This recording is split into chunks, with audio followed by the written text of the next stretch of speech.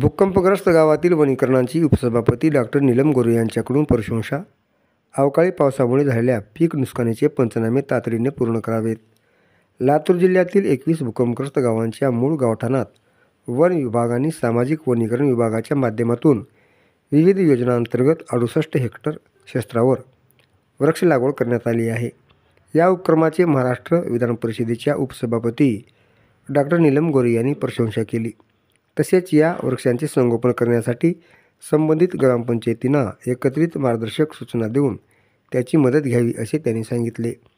उपसभापती डॉक्टर नीलम गोरे यांच्या उपस्थितीत लातूर येथील शासकीय विश्रामगृहात झालेल्या आढावा बैठकीत भूकंपग्रस्त गावातील वनीकरण, जिल्ह्यातील कायदा व सुव्यवस्था, अंमली पदार्थ विरोधी कार्यक्रम, ऊसतोड कामगारांचे प्रश्न आदी विषयावर चर्चा झाली. भूकंपामुळे उद्ध्वस्त झालेल्या गावठाणामध्ये वन विभाग आणि सामाजिक वनीकरण विभागाच्या माध्यमातून वृक्ष लागवड करून या गावाचे रूप पालटण्याचा प्रयत्न सुरू आहे.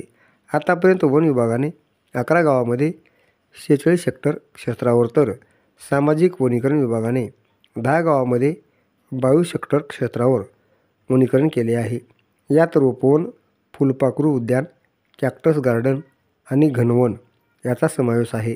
या उपक्रमाचे कौतुक करताना उपसभापती डॉक्टर गोरे यांनी ग्रामपंचायतींना वृक्षांची निगा राखण्यासाठी मार्गदर्शन करण्याच्या सूचना जिल्हा परिषदेच्या मुख्य कार्यकारी अधिकाऱ्यांना दिल्या.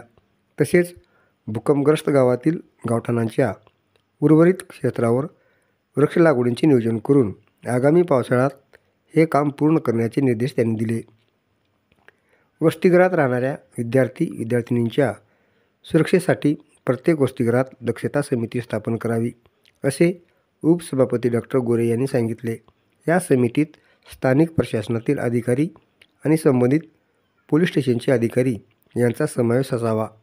या समितीने पालकांसमवेत नियमित बैठका घेऊन विद्यार्थ्यांच्या सुरक्षेसाठी आवश्यक उपाययोजना कराव्यात अशा सूचना त्यांनी दिल्या.